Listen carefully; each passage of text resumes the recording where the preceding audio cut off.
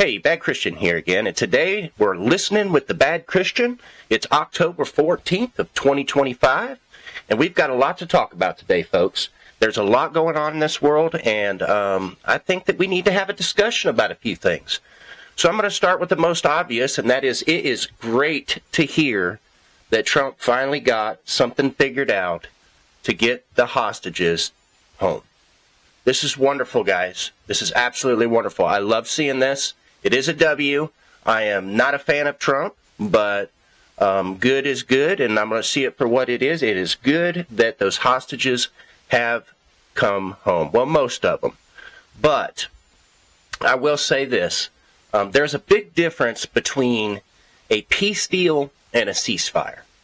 And the problem is you can't have the peace deal without the ceasefire. And we have yet to see what's going to happen out there. And you know, the IDF, they're like that friend who's always trouble. You know, you can't go out drinking with them or hang out with them too long because they'll find some way to get in a fight with you, or they'll fight you and then they'll want to hug you later. They're like that friend, guys. I mean, they cannot seem to keep their nose out of trouble. So we'll see what happens with all of that. I am really hesitant to say, that this is the greatest peace deal in 3,000 years. I think that's taking it far overboard. And I think it's giving credit to something that we haven't even seen actually happen yet. But what I will say, and like I did say, everybody, extremely proud and happy to hear that the hostages are coming home. That is a good thing. So it's a start. But, I mean, there's a lot that's going on when it comes to the peace deal that they're associating over there. I mean, basically what you got is Gaza's destroyed, everybody. There's nothing left of Gaza. Those people are coming back to rubble, which is not what Portland looks like, by the way.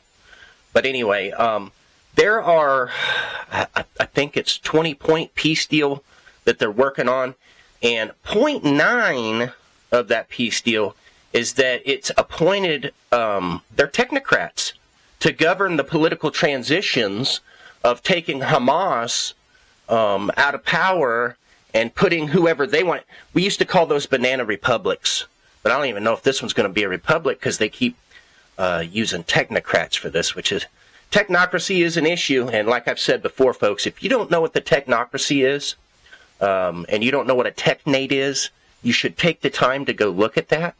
Those things are forming around you, and they're going to change the future. That's for sure. We see AI coming in and a lot of those things, and that's all stuff that's going to play out. The idea that you got factories of robots that can build robots that build factories of robots. It's like once you reach that point, there's not really any reason to keep humanity around. You know, we don't really need workers or laborers at that point. I think the only ones who really would need to be here would be the elite at that point, right? Just people to tell the robots what to make.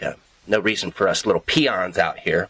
But maybe I'm shot out. Maybe I'm shot out. I guess time will tell, won't it? But anyway, so yeah, there's a lot going on. Because remember, they were talking about Mario Gaza.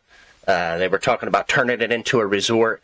And now you've got Jared Kushner, who is the son-in-law of Trump, who's going to be right there in the middle of all that stuff. You got the Qataris paying off one of Trump's sons. I don't remember which one it is. I don't remember. But anyway, one of them is receiving quite a bit of real estate power from the Qataris, which would make sense why we got that crazy stuff going on in Idaho. But anyway, so let's just take a step back. Yes, I'm glad to see the hostages come home, but we still need to be very careful because the water that's being tread right now is extremely muddy when it comes to these topics. And there's a lot going on with billionaires and trillionaires having agreements behind closed doors that we don't know what those conversations are until those things begin to manifest. And if we're smart and we're wise, we'll just, instead of automatically taking a position to say, I support this scenario, maybe it would be wise to kind of step back and just see how this thing plays out. Speaking of muddy water, you know, it's been a lot going on with Portland, Oregon, and Chicago, and, you know, the Trump administration said that they wanted to use our American cities for training grounds for a new type of war to fight the domestic terrorists from within. That the military was sworn an oath to protect the American people from. And the problem is therein lies the muddy water. When there's supposed to be this major orchestration, this thing came out of nowhere. I didn't know this thing was going on. If you're somebody who knew that the No Kings protest was going to happen anytime before the last couple of weeks, please leave a comment in the comment section and let us know that this is an event that didn't just pop up out of nowhere. Because the problem that we have right now is we have an administration and we have a Department of War, as so named itself, that doesn't seem to understand the difference between a terrorist and an American citizen. And the fact that you're willing to call Antifa a terrorist and do all these exercises in American cities and demonstrate that, even though you've got governors and mayors and senators pushing back on these things, he's still doing them. And so that muddy water to say that protester standing out on the street is a terrorist, so I have a right to use military force against them, creates this toxic environment, or I guess I shouldn't say environment. It creates a toxicity that we need to be aware of. If you're somebody that plans on going out on Saturday and protesting for No King's Day, I encourage you to be very, very careful about what you're doing. You got like Speaker Mike Johnson. He's already saying these people are pro-Hamas. These people hate America.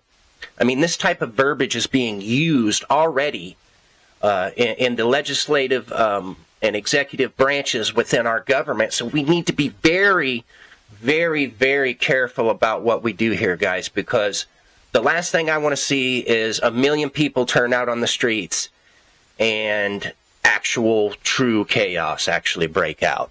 I don't want anybody to get hurt, and I don't want to see the current administration and the military used against the people based off of a muddy understanding of what things truly are. We all know that there is no leader of Antifa. We know that it's not an actual organization you can join. So therefore, that leaves this open category that it just kind of leaves this loophole for those on the right to say, these are all terrorists right here, regardless if they're people just standing in the streets in mascot outfits or if they're just standing out there with a sign or, you know. It's interesting because they show them out there and they go, oh, they got the gas masks on and all this. What you're throwing tear gas at them, so that they're showing up. And a lot of this footage that I'm seeing, I wonder how many, because you see a lot of I guess, journalists, other YouTubers, and news networks too, these journalists, they're in I wonder how many people among the mix of what you see when you see these little clips and these little sound bites on the TV, how many of the people out of the 2 or 3 dozen that are there are actually people that are there just to get a shot or get a soundbite? Because if you look around, everybody seems to have a camera, which is very interesting because we know that paid actors can be an issue for red flags to create scenarios that allow not only legislation, but at this point, militant action against one's own citizens. So let's just be very, very careful out there, people. In other news, new tariffs are taking place today. These are between the United States and China. So we can look forward to the cost of some things going up in the future. Some of the things that were raised, kitchen cabinets, bathroom vanities, upholstered furniture, and here's the big one, lumber. Now, in Trump's first 4 years, I live in western North Carolina, and I've been a tree man my whole life. I've got 20 years in the industry. And a big part of the industry here where I live is we used to sell the lumber. But when he set in the first 4 years, being the TPP was erased and there was a lot of tariffs that went on the lumber industry, has single-handedly basically destroyed the lumber industry in my local area, basically robbing me of an avenue in the career that I spent a lot of years working very, very, very hard to get good at. There is still a small industry here, but it's very, very little. I mean, we have major paper plants shut down, a lot of our sawmills shut down, and even the sawmills that are open, they just don't pay the contractors enough to, you have to be big at this point. It's hard to get started and get going. And if you're anybody who's in the tree industry in my local area, I'm sure you can attest to that. So these tariffs are not necessarily a good thing. This is more hard times to come, guys. And he says that he plans on getting the tariffs to 100% on China by November 1st. So that's extremely scary. They keep saying that inflation is going down, but if anybody's paying attention to their bill when they go to the grocery store, I'm sure that we don't have to go into that, because if you understand that receipt's just reading more and more, then you understand that. And if you don't, then if you refuse to see that, that's what it is. I'm not going to rail you for it, but now on top of the tariffs, there's China and Trump come up with this great idea, import fees to come. And the idea is that this is technically not a tariff. No, this is just an import fee. This just allows you to come in and bring the actual import in. So there we go. We've got some more to end up costing the American consumer at the end of the day. And just so everybody realizes, if you don't understand what a tariff is a discussion with another country about what you can charge your citizens extra in taxes, basically tax it, for their goods. Trump carried on, and his associates carried on and on about China's going to pay the debt. China doesn't pay that. It was put to you. It was put to you very misinformatively. It was very sly, very subtle, and very sneaky. And a lot of people really got on board because the idea was, well, somebody else could pay my debt. I'm for that 100%, which is also pretty subtle and sneaky. But the truth is that the import fees is just going to be another way to stack that on top of the tariffs. So they're finding ways to draw tax revenue. They're getting all this money flooding into the government. A lot of people say, well, that's good. And then I thought those same people a few years ago were for smaller government, right? Not bigger government. But what do I know? So another thing that's in the news that we need to talk about before we get out of here is that the Pentagon is asking for a pledge for press passes. Secretary of War Pete Hegseth set out that he wanted a pledge from all of the different press establishments that they can't report it if the department does not authorize it first. So, I mean, we're at the point where we're fully manipulating the narrative directly from the White House at this point. And this is, I hate using the word fascism because it gets thrown around and it gets thrown around and it gets thrown around. But, guys, man, does it get any more corrupt than this? Right or left, we should be looking at this going, whoa, whoa, whoa. And you know what? I've heard that even Fox News itself has considered saying no to the pledge, which would be a good thing. I hope that left and right both push back against that. And if you're somebody that supports this type of shift in, controlled information that comes from your government, I just want you to stop and say, okay, if the shoe was on the other foot and the Democrats were in charge and you're somebody that's on the right, would you want them having that kind of power over your media and the people that represent the opinions that you think matter? And if you would be okay with that, then go ahead and support it. But if your answer in your heart and you're being intellectually honest with yourself and the conversation that's at hand is no, then that's something that that you need to push back against. And if you're having discussions with your friends, you need to talk about these things. We just need to have honest conversation in America. That's what we lack. We lack the ability to sit back and say, what is sitting in front of us, and what do we really need to do to fix it? Because we're fed a narrative from both sides, and both sides have an agenda. You have a right leg and you have a left leg.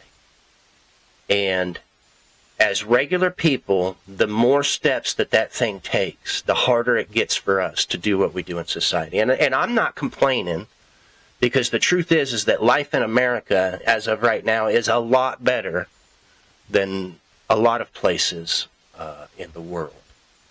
But at the same time, America is not greater than a lot of places in the world, in the essence that